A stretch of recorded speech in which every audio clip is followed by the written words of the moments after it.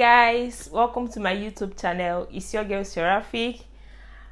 I would say long time no see.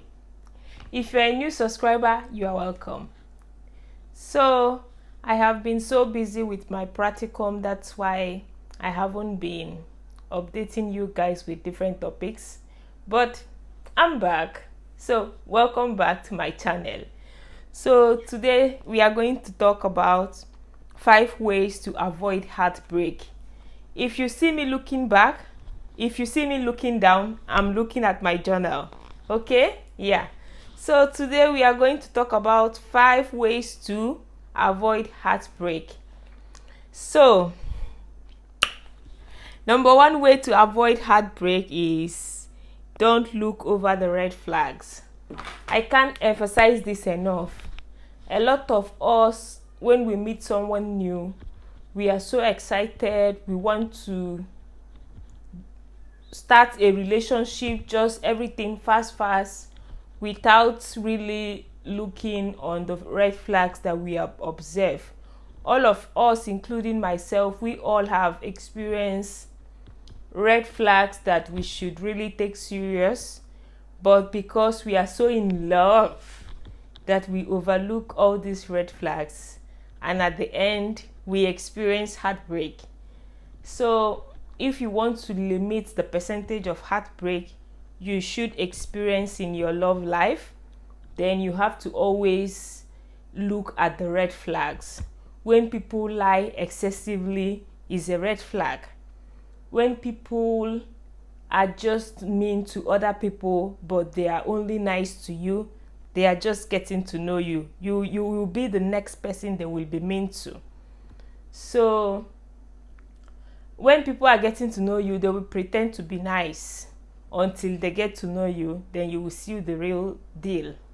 So, but you can always judge them based on how they treat other people around you. So if they are nice to you and they are mean to other people, like the waiter, people that they feel that this person can't add any value to their life, if they are mean to those persons, then they are really a mean person. Because people can really wear masks acting like they are nice people to you because they are trying to get to know you, but in real life they are monsters. So always observe your environment, always judge people the way they treat others. That is a signal for you to know the kind of person they are. So if you are a nice person, I don't understand why you should only be nice to me, but you are mean to other people. It doesn't make sense. It's a really red flag that you are a mean person, regardless if you are nice to me. Yeah. So don't ignore any red flag you see. If people lie excessively, it's a red flag, because why should they be lying? So other things, you know your red flag. So don't overlook it. Just always take it seriously when you see people doing things that does not suit well with your spirit. Okay? Yeah.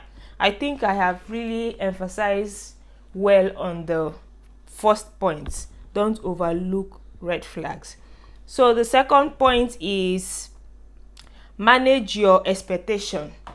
You know, when we are starting a relationship, we have this we are romanticizing everything, how the relationship will be, what we will experience, blah blah blah. But always managing your expectation will help you not to really be heartbroken when those expectations does not come to reality. Always take people on face value. What you see with me, what I see is what I get with people. I don't expect anything from people. I just judge them based on how they behave. So don't expect really anything from people. Just watch and see. And always don't try to know people before you start building expectation about them. So let them prove to you that you should expect such and such from them. But if they have not proved anything to you for you to expect such and such from them, don't build any expectation, so you will not be disappointed. Okay? Yeah. So that is my point on that one.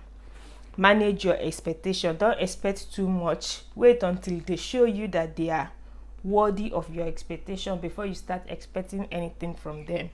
Okay? Yeah.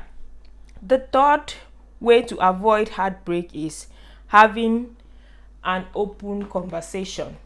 Conversation is very important in any kind of relationship, be it friendship with your girlfriends, be it friendship with your guy friends, be it friendship with your family, be it friendship with your parents, anyone you communicate with. It's easy for you to have or develop feeling for that person.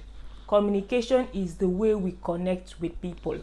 So if someone is trying to know you and they don't communicate really with you, they prefer to be physical with you than having a relationship with you before being physical. If someone does not communicate with me, you are not getting any physical with me.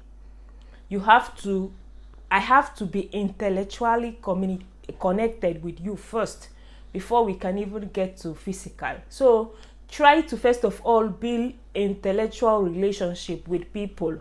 It doesn't matter if it's a boy, it doesn't matter if it's a girl, but in dating, I mean, anyone watching this video, it can be a guy, it can be a lady, but always have in the back of your mind that it's important to develop an intellectual relationship with someone.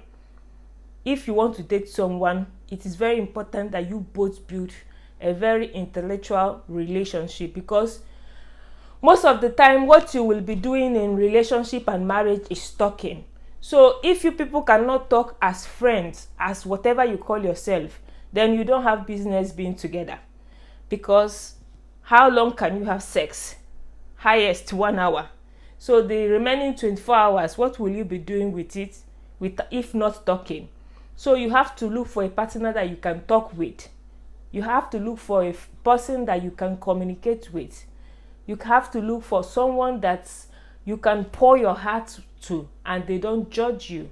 You can communicate anything with and you enjoy that you communicated with them. So in relationships, marriage, communication is very important. Find you someone that you can have a conversation with and you will enjoy having conversation with this person. So communication is very important in any kind of relationship. Okay? Yeah. So the fourth ways to avoid heartbreak is put yourself first. I can't emphasize this enough. Putting yourself first in everything you do is not selfish. It's self-love. If you love yourself, there are things you don't accommodate. If you love yourself, you have to show people for them to see the way you love yourself. Let me just break it down. Loving yourself is, for instance, a friend, whether a guy friend, whether a girlfriend, it doesn't matter. They don't communicate with you before. They just call you and tell you should start coming to this place, that they need you in that place. Self-love is telling them no. Next time, if you want me to be in that place, first of all, tell me before, because I have already something I'm doing now. So you cannot just call me up and expect me to be there. I am not your robot.